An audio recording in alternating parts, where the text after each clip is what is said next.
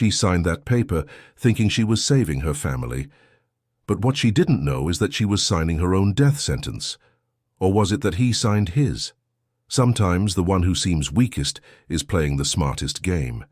You know that feeling when you're cornered, when every door seems closed, when the only choice left is the one that terrifies you most. That's where our story begins. With a signature, with a contract, with a woman who thought she was surrendering but was actually preparing for war. The pen felt heavy in her hands, not because of its weight but because of what it represented. Freedom traded for survival, love sacrificed for necessity, a life signed away in exchange for her family's salvation. Buried in the fine print in Clause 47B lay the key to her freedom. But first, she would have to survive hell. Her hand trembled not from fear, but from rage. A rage she had learned to hide behind silent tears. A rage that would fuel the most calculated revenge anyone had ever witnessed. He bought her like someone buys stocks, calculated her value, never suspecting she was calculating his destruction. While he saw a desperate woman with no options, she saw an arrogant man with too many vulnerabilities. The wedding ring gleamed on her finger, but she knew they were handcuffs disguised as jewelry. Have you ever felt so small that you decided to become a giant? Have you ever been so underestimated that it became your greatest weapon? To the board of directors, it was just another acquisition. A strategic marriage to secure business interests. Clean, simple, profitable. They didn't know she had studied hostile takeovers her entire life. They didn't know her father had been a lawyer before he lost everything. They didn't know she understood contracts better than most attorneys. The announcement read like a corporate merger. Harrison Enterprises is pleased to announce the union of CEO Marcus Harrison and Elena Rodriguez. But between those formal lines lay a different story. A story of debts manufactured to create desperation.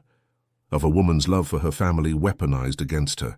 Of a man so confident in his power, he forgot that intelligence doesn't come with a price tag. But the most dangerous detail of all, the one he would never see coming?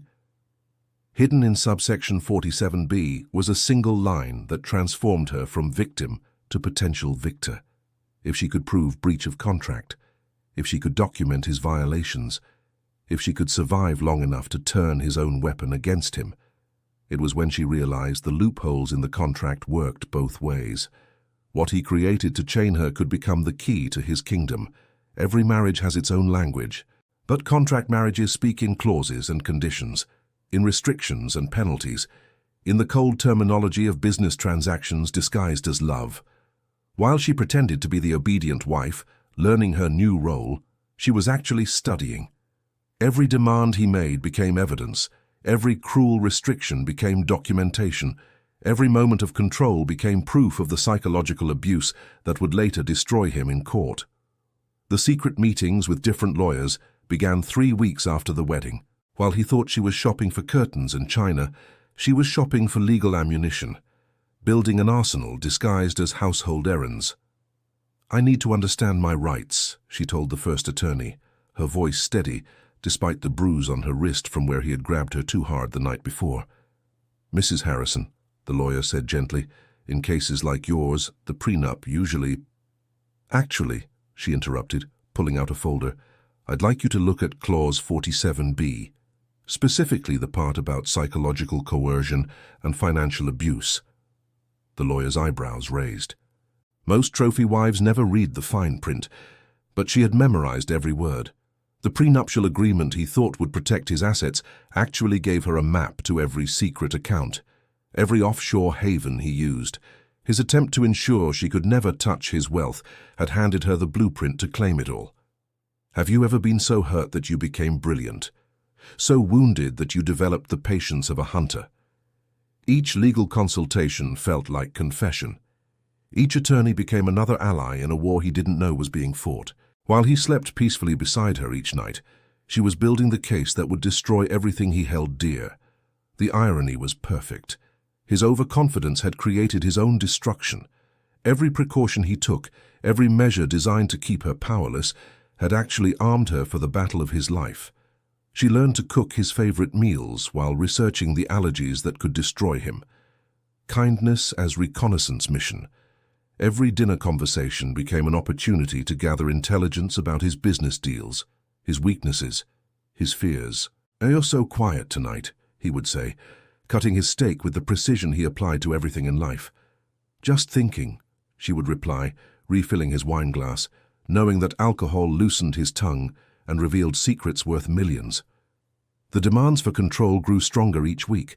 No access to her own bank accounts, no contact with old friends, no leaving the house without his permission. Each new restriction he imposed became evidence for the case she was building in secret. But she played her part perfectly.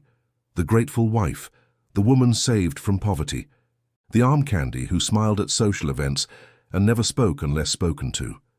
Each social gathering was an opportunity to record the business confessions he made while drunk on power and expensive wine.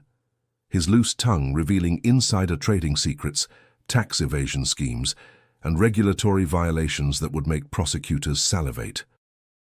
"The beauty of having connections," he bragged to his colleagues one night, not noticing how she positioned her purse with its hidden recording device, "is that you always know which stocks to buy before the public announcement." She became such a good actress of submission that he forgot intelligent women are most dangerous when underestimated. While he paraded her as proof of his success, she was transforming into the perfect witness for his prosecution.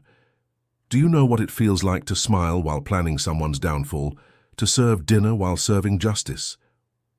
The financial isolation began immediately after the honeymoon. Frozen accounts, cancelled credit cards, her financial identity erased with the efficiency of a corporate restructuring. She became financially invisible, not knowing he was creating evidence of economic abuse that would destroy him. "You don't need your own money anymore," he explained with the patience one uses with a child. "I'll take care of everything. All you need to do is ask." But asking came with interrogations. Where? Why? How much? With whom? Every penny tracked and restricted, building a paper trail that would prove his controlling nature to any jury. She developed an underground economy he never discovered, selling the jewelry he bought her, the designer clothes. The expensive gifts that were meant to display his wealth became funding for the legal arsenal he didn't know existed. One pearl necklace paid for 3 hours of legal consultation. A designer purse funded the private investigator who would later expose his offshore accounts. The diamond bracelet he gave her for their first anniversary became the retainer for the attorney who would represent her in the divorce that would cost him everything. But the greatest discovery came by accident. While organizing his home office, pretending to be the dutiful wife maintaining his space, she found the documents that changed everything. The debt that he claimed forced this marriage was fabricated. The financial crisis that supposedly threatened her family was a lie designed to manufacture her desperation. Every number was false. Every bank statement was doctored. Every piece of evidence that made this marriage seem necessary was fraud. Which meant the entire contract was built on lies, which meant it was null and void. Which meant she had been living in a prison built on deception, and she now held the key to burn it down. Have you ever felt the moment when victim becomes victor, when the hunted becomes the hunter? That night, sitting in his home office surrounded by evidence of his deception, she realized she wasn't just fighting for freedom. She was fighting for justice, not just for herself, but for every woman he had manipulated, every family he had threatened, every life he had damaged in his climb to power. Pillow talk became intelligence gathering. The moments when he was most vulnerable became the times when he was most revealing. In the darkness of their bedroom, with his guard down and his ego inflated, he confessed to crimes worth decades in prison. "The Martinelli deal," he whispered one night, his breath heavy with expensive scotch, "wasn't exactly legal, but legal is just another word for expensive lawyers." She lay still beside him, her breathing steady and calm, while the voice recorder in her nightstand captured every word. "You want to know how you really win in business?" he asked one night, his arrogance amplified by wine and the darkness that made him feel safe. "You find what people love most, and you threaten to take it away." He never realized he was describing exactly what she was doing to him. The pregnancy scare that changed everything happened 4 months into the marriage. Her period was late, the test was positive, and his reaction revealed the true nature of their contract and his plans to discard her when she was no longer useful. "Get rid of it," he said without hesitation, not even looking up from his phone. "We discussed this. No complications, no emotional attachments. This is a business arrangement." But the medical records she accidentally discovered while scheduling the appointment revealed something that shattered even her carefully constructed emotional armor. The vasectomy he had undergone 3 years earlier. The procedure that made pregnancy impossible. The surgical proof that he had never intended to honor any part of their agreement. That night, when she discovered he could never have children with her, something died inside her. The last hope that maybe, somehow, this could become real. That maybe his heart could soften. That maybe love could grow from the ashes of deception. But something much more dangerous was born. A woman with nothing left to lose. A woman who realized that mercy was a luxury she could no longer afford. Have you ever reached the point where kindness becomes weakness? Where forgiveness becomes betrayal of yourself? She scheduled the appointment, let him believe she was following his orders. But instead of ending a pregnancy that never existed, she spent that day meeting with federal prosecutors, presenting evidence that would end his freedom forever. The friendship with his ex-wife began by accident, a chance meeting at the florist that became the alliance he never saw coming. 2 women united by the pattern of him using marriage as a business tool. "He did the same thing to you, didn't he?" Margaret asked quietly, studying the younger woman's face in the soft light of the coffee shop. "The fake debt, the manufactured crisis, the contract marriage disguised as rescue?" Elena nodded. "How did you survive it?" "I didn't," Margaret said simply. "But you're different. You're fighting back." The alliance formed naturally. Margaret had evidence from her own marriage, financial records he thought were destroyed, business documents that proved patterns of fraud spanning decades. Together, they built a case that would expose not just his recent crimes, but his entire career of deception. The charity work Elena began was perfect cover for her real mission, volunteering at women's shelters while building a network of lawyers, journalists and judges who would help her destroy him.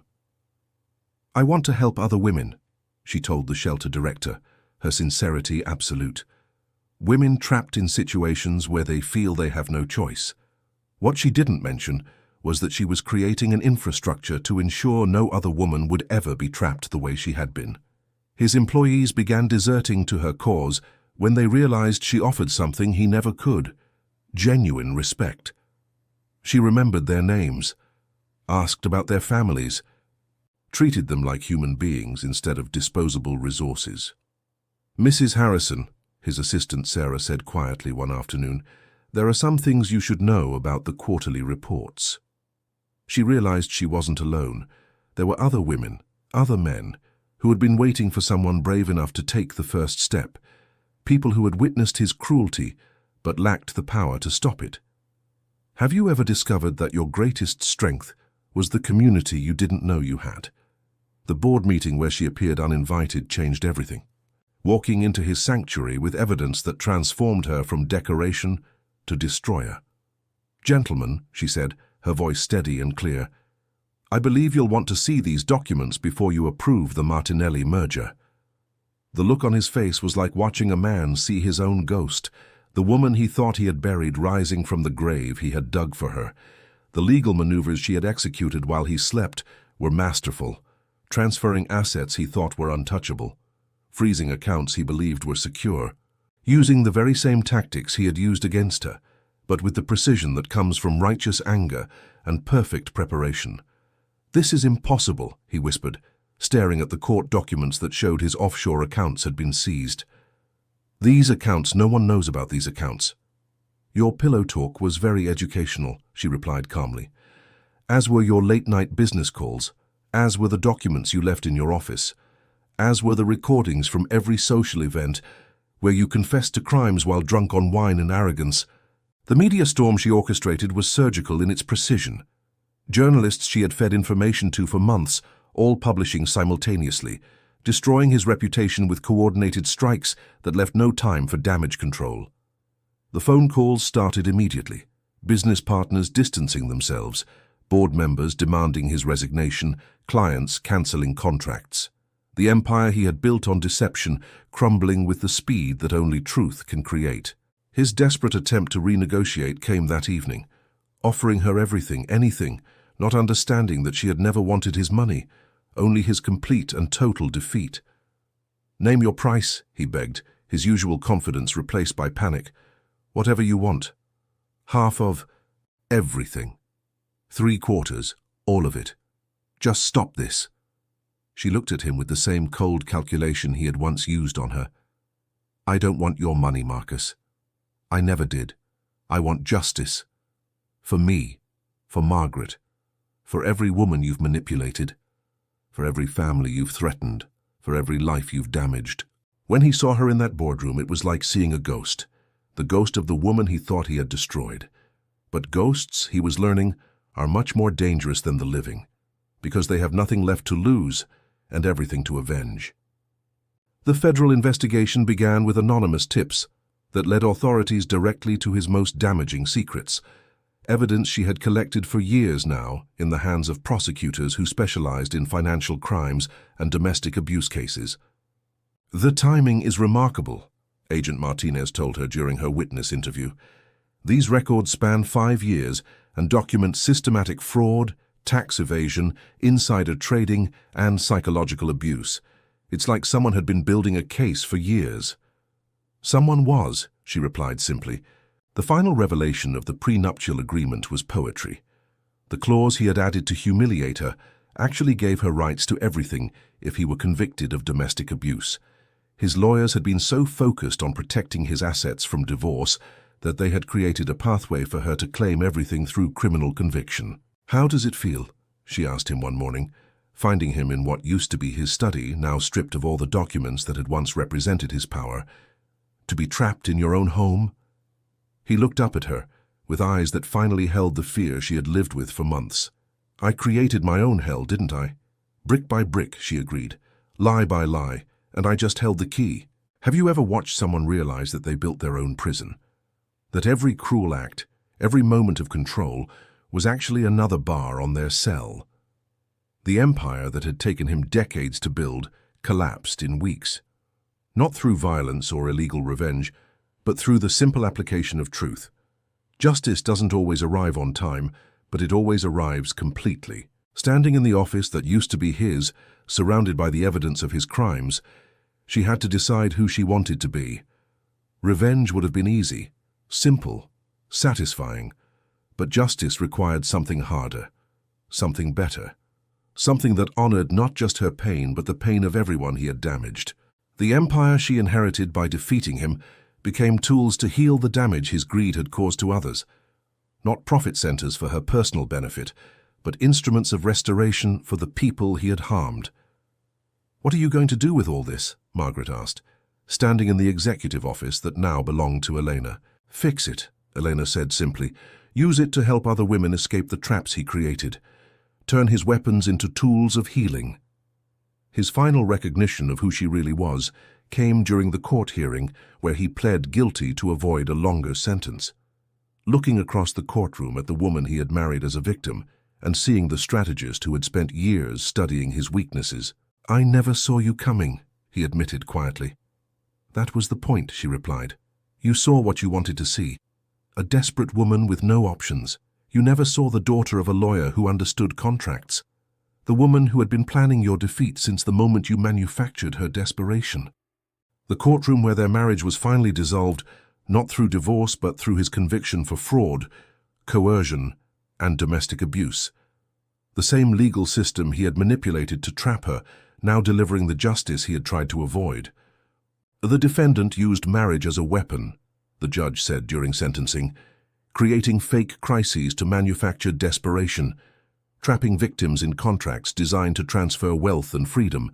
This court finds that the defendant's actions constitute a pattern of criminal behavior that demands the maximum penalty under the law."